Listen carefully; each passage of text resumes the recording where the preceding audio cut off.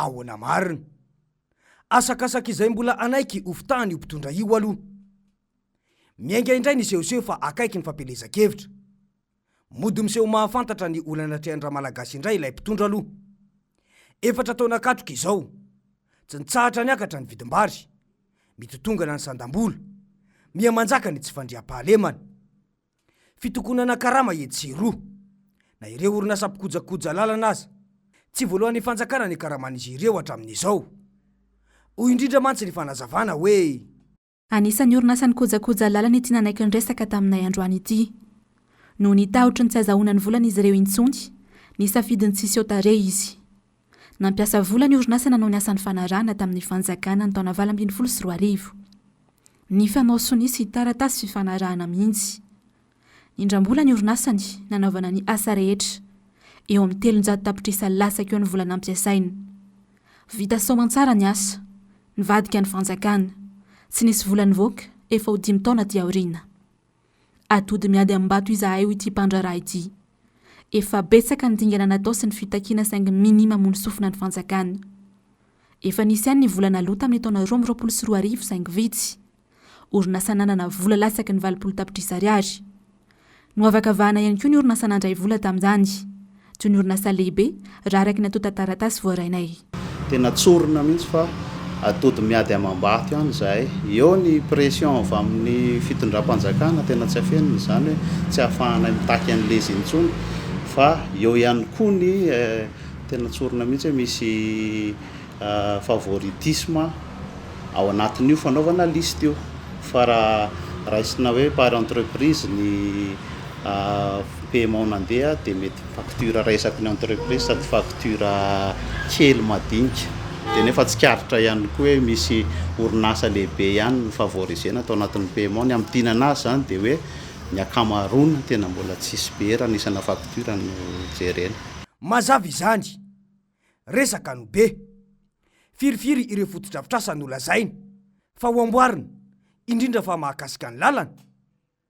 Ny lalam-pirenena fahatelo amby folo, izay ny lokalokainy fa tsy hanaovan'ny politika intsony raha tsy vita. Aiza ny fahavitany ankehitriny. Io izy fa mbola mitsolatsolana manambaka vahoaka any amin'ny fahatra io ihany hatramin'izao. Ny lalam-pirenena faharoa, izay nilazainy tamin'izany fotoana, fa anaovan'ny fidinana efotony ka hatomboka ny asa. Vita ve izany hatramin'izao? Io aza, efa volana maromaro nanaovan'ny antsoavo ho an'ny tolobarotra nataon'ny ministry ny asa vaventy, saingy tsy nisy namaly, dia mody ny tanimbarinyolona ao talatany volon'ondry indray no nitrongotrongiziny izy mianakavy. Na ijery ny ketsa maintso tahaka izao ve, izay erim-pombahoaka sy antenaina fa ho sakafony, dia sahy ny mpitondra no manototra azy. Tena hoe tsy misy enan'ny elam-panahy mihitsy. Na ny fanonerana azy ireo aza, tsy nataon'ny fanjakana. Ny tiana holazaina dia izao, aza manantena fiovana ao anatin'ny fito volana izany intsony ry malagasy. Efatra taona azy izay nitondran'izy ireo firenena. Kanefa, dia izao no fahoriana mahazony malagasy.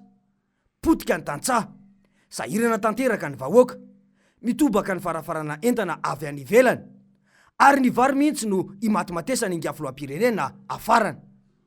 Raha mpitondra tena mahalala any Madagasikara sy ny fiainam-bahoaka, dia enatra izany.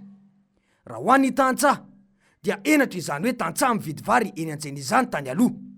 Saingy ankehitriny, mitovy avokoa na ny mpiasam-panjakana na ny tantsaha.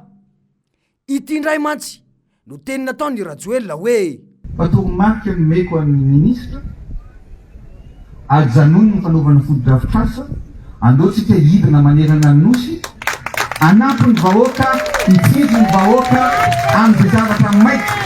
Tena fitondrana kitanytany. Fito volana ve sisa vao hoe ajanony ny fanamboarana fotodrafitrasa, fa midina daholo mijery ny vahoaka. Tsy efa fizarana vatsy sy tosika ve ny politika napetraka reo hatramin'izay? Fa fahafiry tamin'ny reny no nahavita taona sy nazahoany malagasy tombony. Impiry ny mpanohitra izay tariny Filomarika Ravalomanana no laza sy ny teny fa tokony sosialim-bahoaka aloha no atao izao, fa tsy fotodrafitrasa. Saingy manao be mareniny ka nilingilingy tamin'ireo manara-penitra 3 andro dia arodana ihany. Raha vahoaka tonga sainy, tsy anaiko voareborebo ny mpitondra mpamita-bahoaka tahaka izao intsony. Ireto mpitondra ireto mihitsy mantsy no isananakena sy ny laza fa manao fanoherana bontolo ny mpanohitra, raha nanosika sy ny teny fa ny mahasoa aloha vao ny mahafinaritra. Tao anatiny 4 taona nitondranareo izay.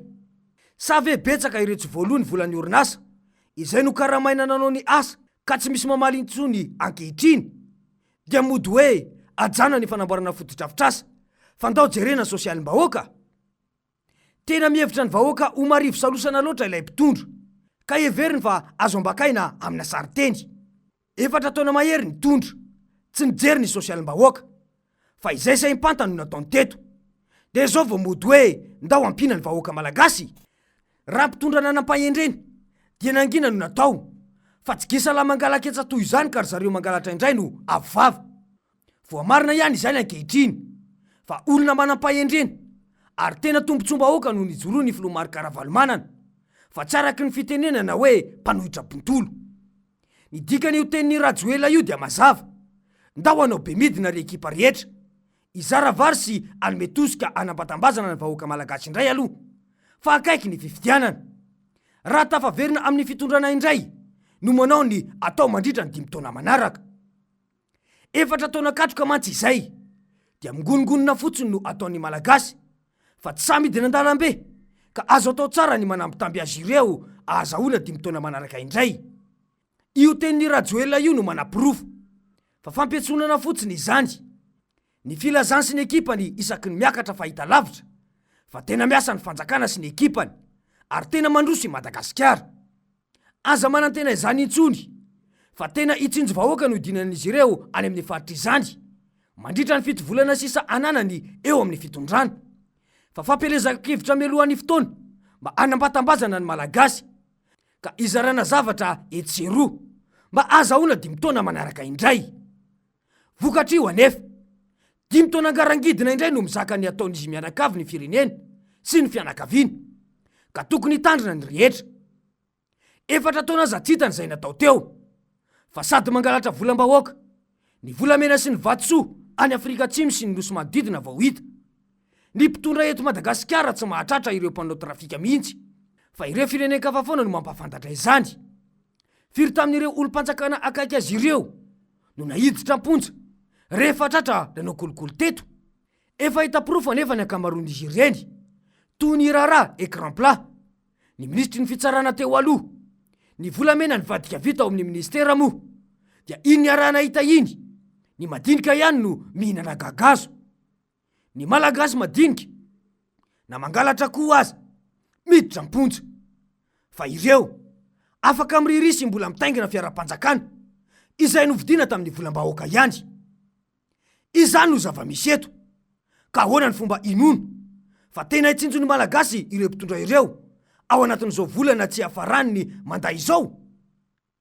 Omby vositra akanataranaka, vary rotona vao miakatra, ka aleo manafatra fa aleo tsy mihain'ny mpanohitra bontolo izay milaza fa tokony ampina ny tantsaha mba hamokatra hiadana ny ambany lanitra. Izany no teny navoaka ny Rajoelina io rehefa nanory ny mpanohitra hatramin'izay. Tsy vao androany no nena ny ilainga ny mpitondra io ny malagasy, fa efa hatramin'ny taona 7 ny varo atao 500 ariary ny kilao, ny menaka ho atao 510 ariary. Aiza izany ankehitriny? Ny fanamboarana foto-drafitrasa no nentina ny lazana fa anome asa ho an'ny malagasy tamin'ny alalan'ny politika ankapobeny ny fanjakana na ny PGE, Programme Général de l'État. Aiza izany ankehitriny? Mailo ry malagasy fa antomotra ity ny fotoana ahafahanao manova ny tantaram-piainana sy ny zavatra niainana tao anatin'ny 5 taona nitondran'ny Rajoelina izay. Saritsara tarehy no efa nentina nababoana tamin'ny fampelezan-kevitra, ka nilazany fa ho paradisy Madagasikara raha izy no mitondra. Aza manaiky ho voafitaka intsony fa sao ampidika izy fa nitelony indray ny fiainana mandritra ny 5 taona manaraka. Any ka rehefa misy ny tsy mety sy mitabataba ianao dia lazainy fa izay tsy nanota taminareo no oka hitorabato azy. Ataovy toy ny manitsaka fasambao ny mamerina olona mitondra amin'ny alalan'ny fitabahoaka sy ny fampahantrana toy izany, ka na ny varo haninao aza iandrasana fa nafarana any ivelany.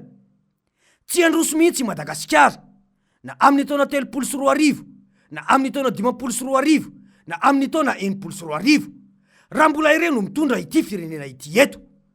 Ireo no atao hoe mpandrava fa tsy mpanangana, ka fampiasonana sisa no atao tao anatin'ny fitantanana firenena.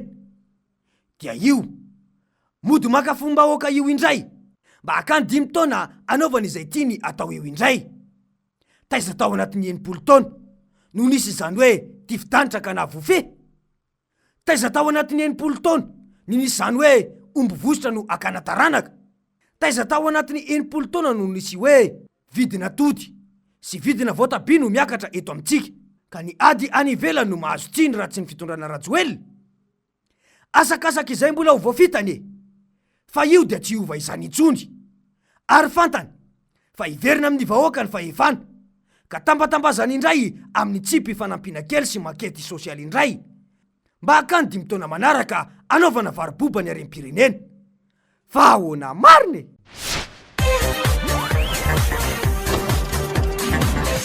Ahoana mariny!